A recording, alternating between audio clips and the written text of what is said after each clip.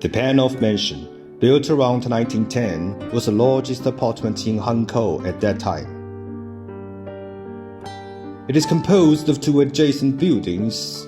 It was on the list of recommended declaration as one of the heritage sites along the T Road in Wuhan.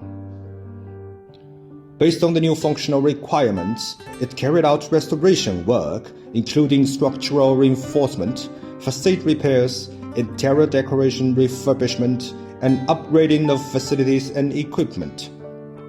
The preservation and restoration work followed the principles of maintaining the original state, authenticity, integrity, and minimizing intervention, etc.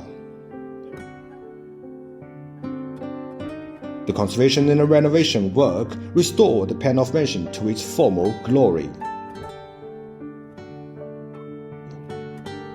The Panoff Mansion was transformed into a hotel offering the cultural experiences and the T Road cultural exhibitions to the public.